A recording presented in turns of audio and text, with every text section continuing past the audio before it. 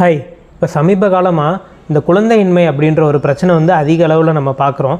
இதுக்கான காரணங்கள் என்ன அப்படின்றத தெரிஞ்சுக்கிட்டோம் அப்படின்னா நம்ம இதை வந்து கண்டிப்பாக தடுக்கலாம். ஃபார் எக்ஸாம்பிள் ஒரு 100 கப்பிள்ஸ் எடுத்துக்கிறீங்கன்னு வச்சுக்கோங்களேன், இன்ஃபர்டிலிட்டி இருக்கிறவங்கள. ஸோ இதில் காரணம் அப்படின்னு பார்த்தோன்னா அந்த 100ல் 40 கப்பிள்ஸில் வந்து பெண்கள் காரணமாக இருப்பாங்க, 60% ஆண்கள் காரணமாக இருக்காங்க. முன்னாடி அந்த காலத்துலலாம் தப்பாக வந்து சொல்லி பெண்களை வந்து ரொம்ப கொடுமைப்படுத்துவாங்க. குழந்தை இல்லைனாலே அந்த பொண்ணு தான் காரணம், மலட்டுத்தன்மை உள்ள பொண்ணு அப்படின்னு சொல்லிட்டு ரொம்ப கொடுமைப்படுத்துவாங்க. அதெல்லாம் ரொம்ப தவறு.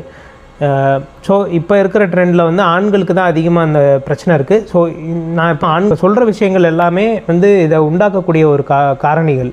ஸோ இதெல்லாமே அவாய்ட் பண்ணிக்கோங்க. ஃபஸ்ட்டு வந்து ஆல்கஹால் கன்சம்ஷன், அதிக அளவில் மது அருந்துதல். அடுத்ததாக புகைப்பிடித்தலுமே வந்து அந்த ஸ்பெர்ம்ஸை வந்து குறைச்சிருது. அதே மாதிரி அந்த ஸ்பெர்ம் மூவ் ஆகிறதுக்கான அந்த மோட்டிலிட்டி இதையுமே குறைக்குது. இதெல்லாம் போக ஸ்ட்ரெஸ்ஸு, நம்ம இப்போ இந்த காலத்தில் வந்து எல்லாருக்குமே டென்ஷன், ஸ்ட்ரெஸ் இதெல்லாமே இருக்க தான் செய்யுது. ஸோ இது எல்லாத்தையுமே நம்ம குறைக்கணும்.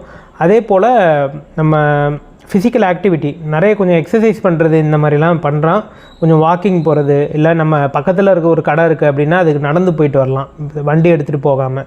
ஸோ இந்த மாதிரிலாம் நிறைய பண்ணிங்க அப்படின்னா ஃபிசிக்கல் ஆக்டிவிட்டி ரொம்பவே முக்கியம். நல்ல தூக்கம் வேணும். ஸோ சரியாக தூங்கலை அப்படின்னாலுமே இந்த இன்ஃபர்டிலிட்டி வர்றதுக்கான வாய்ப்புகள்லாம் அதிகம். ஸோ இதெல்லாமே வந்து ஒரு முக்கியமான காரணம். இதில் இன்னும் ஒரு காரணம் நீங்கள் எதிர்பார்க்க மாட்டீங்க. மெயினாக அந்த ஜிம் போகிறவங்க. ஸோ என்ன சார், ஜிம் போனால் நல்லது, எக்ஸசைஸ் பண்ணால் நல்லதுன்றீங்க, பட் ஆனால் இன்ஃபர்டிலிட்டி இருக்குன்றீங்களே அப்படின்னு கேட்கலாம்.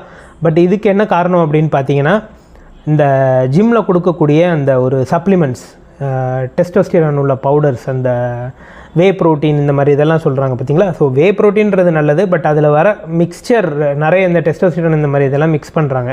ஸோ இதெல்லாமே வந்து உடம்புக்கு நல்லதில்லை. இன்னும் மெயின் என்னென்னு பார்த்தீங்கன்னா, இது இன்ஃபர்டிலிட்டி இருக்குது, நம்மளுக்கு வந்து குழந்தை இல்லை அப்படின்றதே வந்து ஒரு ஸ்ட்ரெஸ்ஸு தான். ஸோ இதை வந்து நம்ம வந்து ஹஸ்பண்ட் அண்ட் ஒய்ஃப் வந்து கொஞ்சம் அமைதியாக பேசி தீர்த்துட்டு இதுக்கு என்ன பண்ணலாம் அப்படின்றத நீங்கள் 2 பேரும் சேர்ந்து டிசைட் பண்ணுறது பெட்டர். அதை விட்டுட்டு சண்டை போட்டிங்க, இல்லை யாரையாவது இன்னொருத்தரை ப்ளேம் பண்ணிவிட்டு இந்த மாதிரி பண்ணிங்க அப்படின்னா இன்னும் மன உளைச்சல் அதிகமாகும். ஸோ பிரச்சனைகளுக்கான இதுதான் அதிகமாகுமே தவிர அது ஒரு சொல்யூஷன் கிடைக்காது. ஸோ இது எல்லாத்தையுமே அவாய்ட் பண்ணிக்கோங்க. ஐ ஹோப் இந்த வீடியோ யூஸ்ஃபுல்லாக இருக்கும்னு நம்புகிறேன். நீங்கள் உங்கள் ஃப்ரெண்ட்ஸ் அண்ட் ஃபேமிலிக்கு ஷேர் பண்ணுங்கள். இன்னும் இன்ஃபர்டிலிட்டி இருக்கிறவங்க உங்களுக்கு தெரிஞ்சவங்க கிட்டலாம் இந்த மாதிரி இன்ஃபர்மேஷன்ஸை பாஸ் பண்ணி அவங்களோட லைஃப் ஸ்டைலை வந்து கொஞ்சம் மாற்றிக்கிட்டாங்கனாலே கொஞ்சம் இம்ப்ரூவ்மெண்ட் கண்டிப்பாக இருக்கும். ஸோ அதுக்கப்புறமாவும் இல்லை அப்படின்னா அதுக்கான ட்ரீட்மெண்ட்டோ என்ன பண்ணணுமோ அதெல்லாம் பண்ணிக்கலாம். ஸோ இன்னும் அனைவருக்கும் நன்றி. நான் உங்கள் மருத்துவர் ஜனா.